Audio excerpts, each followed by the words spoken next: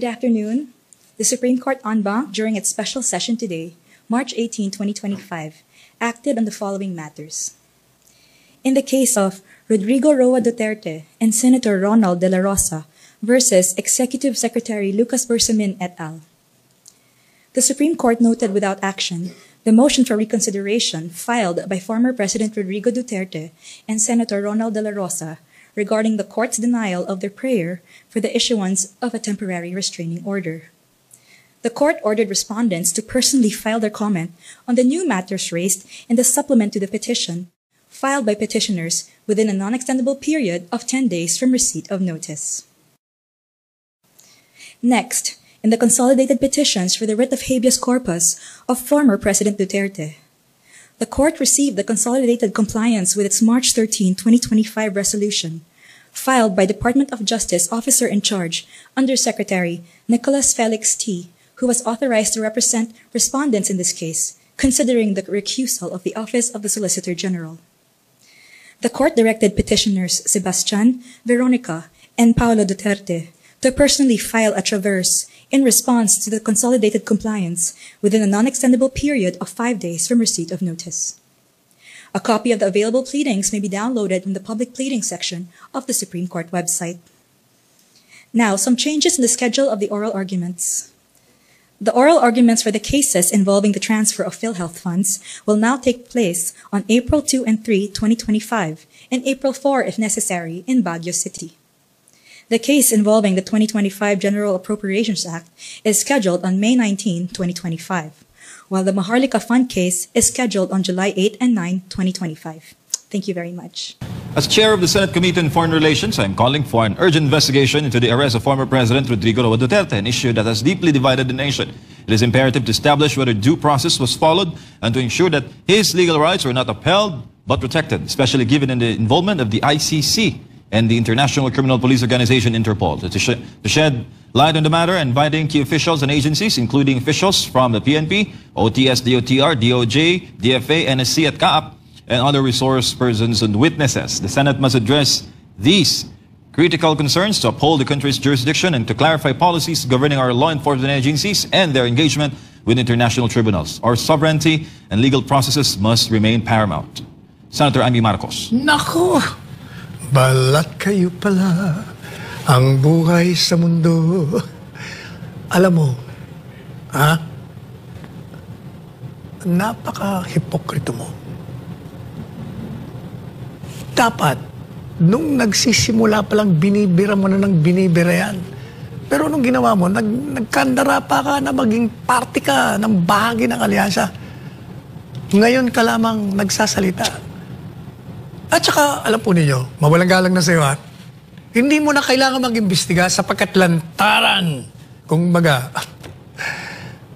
kitang-kitang mo yung ebidensya. Ano pang i-imbestigan mo? Illegal nga eh. Kitang-kita mo yung illegal na ginawa nila. Alam mo rin na walang jurisdiction. Hindi ka abogada, pero nagtapos ka ng abogasiya. Kaya alam mo yun. Bakit hindi mo binira ng binira? Ano bang imbestigasyon? Wala na investigation. Kaya tapos na nga eh. Kitang-kita na nga. Kaya nga nagpunta na sa Korte Suprema eh. Dapat sumama ka na lang. O ikaw, nag-file ka ng petition sa Korte Suprema sapagkat ang Korte Suprema, ang huling bulwark of democracy. Walang maaasahan sa inyo. Kaya nga pinapa-abolish na kayo eh. Samantala, may payag isa pong Dr. Attorney Sal mula kay Attorney Lox Andutan. Sabi niya, I've received several messages from my friends because of this picture circulating online.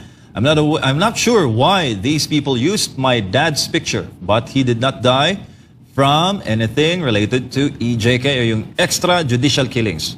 Wala rin siyang koneksyon to former President Duterte. Just to be clear, he was murdered by people who are rotting in jail right now. He was murdered because of greed, jealousy, and reasons that our family could never understand and accept. It had nothing to do with drugs, nor EJK, or to former President Digong. Keep his picture out of your selfish agendas. He was and forever will be respected, a respected urologist by his family, colleagues, and patients. Ang issue na ito, Attorney Sal, ay nagugat dahil may mga nabiktima di umano ng EJK na nilalantad sa mga rally ng mga makakaliwa.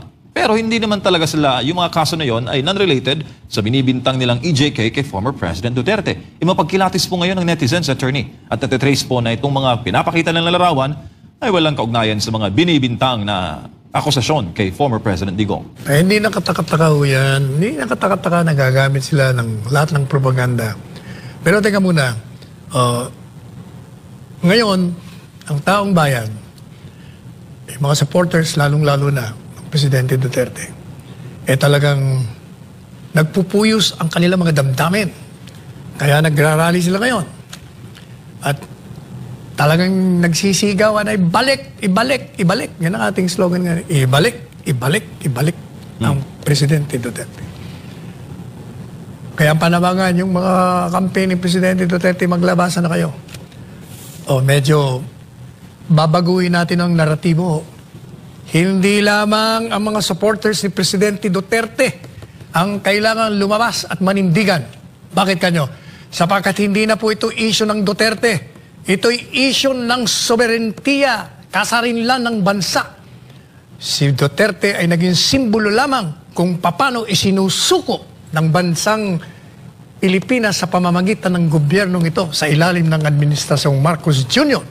Ang pagsuko sa soberentiya. Kaya lahat ng tao, kayo man ay in agreement with Duterte or in disagreement with Duterte, you must remember that you're a Filipino citizen and your country, through your government, has surrendered the sovereignty which we have given to these officials. Kaya kailangan mag-react kayo.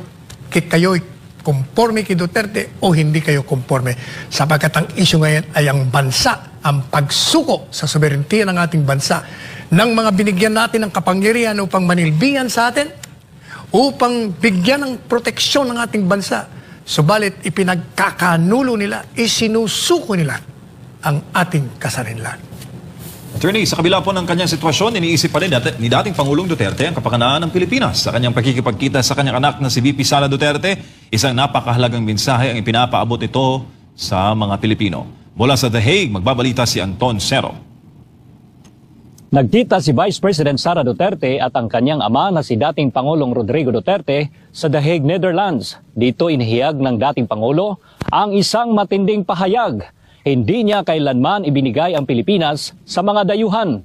Sumalang na si dating Pangulong Rodrigo Duterte sa pre-trial ng International Criminal Court, ICC, sa pamamagitan ng video conference noong March 14, 2025 sa The Hague, Netherlands. Si dating Executive Secretary Salvador Medialdea ang personal na humarap sa pre-trial bilang legal counsel ni Pangulong Duterte. Matapos ang pagdinig, nagkaroon ng pagkakataon si Vice President Sara Duterte na mabisita at makausap ang kanyang ama sa loob ng 1 oras sa hospital wing ng detention center ng ICC. Sa kanilang pag-uusap, hindi pa rin nawala sa isipan ni dating Pangulong Duterte ang Pilipinas. May isang mahalagang bilin siya kay VP Sara. When we talked, he, as a request, he asked me to go home. So, he repeatedly said, do not leave the country. Do not leave the Philippines. Ibinahagi ni VP Sara sa kanyang ama na maraming Pilipino ang umiyak at nasasaktan sa iligal na pag-aresto sa kanya. Isang pangyayaring itinuring ni Vice Presidente bilang kidnapping. Ngunit payo ng dating Pangulo sa mga Pilipino, manatiling kalmado. Sabihin mo sa kanila, relax lang, may hangganan ng lahat. There will be a day of reckoning for all. Sa kabila ng lahat, isang matibay na paninindigan ang ipinaabot ni dating Pangulong Duterte. Hindi niya kailanman ibinigay ang Pilipinas o kahit isang Pilipino sa mga dayuhan. As a Filipino, I never surrendered my country. Wala kayong masabi na meron akong Pilipino na binigay sa mga dayuhan. Gusto niya daw malaman ninyo na hindi niya daw talaga sa lahat ng kanyang pagtatrabaho para sa ating bansa, ibinigay ang ating bansa sa mga dayuhan. Nagpapasalamat naman si VP Sara sa lahat ng Pilipino na walang sawang nananalangin at sumusuporta sa kanyang ama. Ngunit anya, hindi dapat malimutan ang mas malalaking suliraning kinakaharap ng bansa. We can feel your love, we can feel your anger, we can empathize with everyone's rage about what happened. Let us not forget the real issues in our country, and that is poverty, That is corruption. That is the failure of the government to answer the demands from the people about accountability and transparency. The failure of the government to address peace and security in our country. Sinabi rin ni VP Sara na hindi siya aalis sa The Hague, Netherlands hanggat walang kapamilyang papalit sa kanya sa pagbabantay kay dating Pangulong Duterte. Sa mga susunod na araw, nakatakda siyang makipagpulong sa defense team ng dating Pangulo sa pangunguna ni Nicholas Kaufman bilang lead counsel ng kanyang ama. Samantala, makikipagkita si Vice President Sara Duterte sa Filipino community sa The Netherlands sa March 23, 2025 upang personal na ipaabot ang kanyang pasasalamat sa kanila.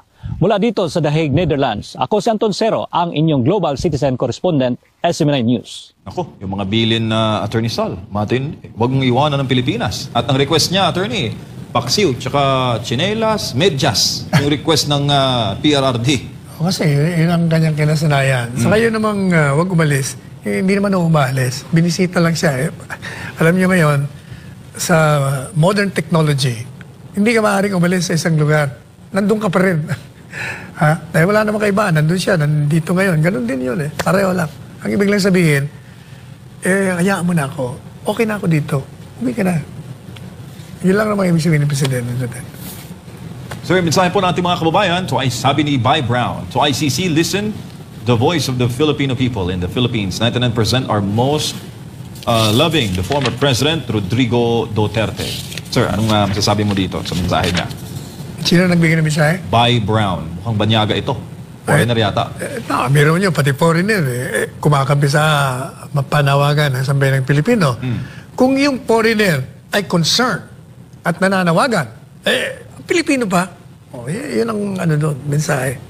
Si Janet Bragado, I never voted for BBM. Kaya ang sakit na yung buong bansa nagsasuffer because of someone who is so rotten to the core, destroying our country, resources at mga taong nagsisirbisyo ng tapat sa bayan like our beloved PRRD. Bakit kailangan ni PRRD magsakripisyo? Bakit kailangan na siya ang naghihirap sa ibang bansa? Bakit hindi si BBM ang mahatulan ng batas dito sa lupa at sa langit? Lord, hear your people's prayer and bring back our PRRD home safe and healthy. Sir. Kaya sumama ka na. Pag nag-rally tayo sa Liwasang Bonifacio, peace rally, punta ka doon. Dali mo ang pamilya mo. Alam mo, yung nandun ako kahapon sa isang mall. Sir, gusto namin sumama sa rally kayo. May mga trabaho kami. Kaya nga, alam namin yon. Kaya ang gagawin natin, araw-araw tayo sa Liwasan. Yung oras, i-extend natin. Para yung mga nagtatrabaho, pagkatapos sa trabaho nyo, pwede kayong duman doon. Kaya, kasi gusto nila sumama. May trabaho doon sila. Hapon naman ang trabaho nyo kako. Yung sa gabi naman, pwede naman kayo umaga. Kasi gawin natin, umaga, hapon, alam mo, yan ang ginawa namin. Sinasabi ko, Jimmy Bundok, yan ang ginawa namin nung pinababalik namin si dating Presidente Marcos Sr. Kasi nga, itinapon ng Cory government. Ibalik nyo yan dito. Yan din ang panawagan natin. Ibalik nyo ang Pangulong Duterte. Kung totoo na meron siyang kasalanan, o dilitisin dito, bakit nyo sinusuko sa dayuhan? Si Elvira Solis, mensahe niya, takot kasi ang mga Marcos kay Duterte at kay Pastor Kibuloy, kaya pinakulong niya sila. Sir. Obvious. Maliwanag naman yun. Isyete, sabi niya, kapag magulo na ang Pilipinas dahil sa pagrarally ng mga tao, magdi-declare si Marcos ng martial law. Mas habang termino niya bilang presidente, sinadya niya yan na magkagulong mga tao sa Pinas kasi alam niya na mas malaki ang punto ng mga Duterte pagdating sa tao kaysa sa kanya. Kaya nga, ginamit niya ang mga Duterte para maging pangulo siya. At ngayon, gumawa siya ng paraan para siraan ang mga Duterte. Lalo na si Inday, mag-isip ng mabuti mga kababayan. Kalma lang tayo.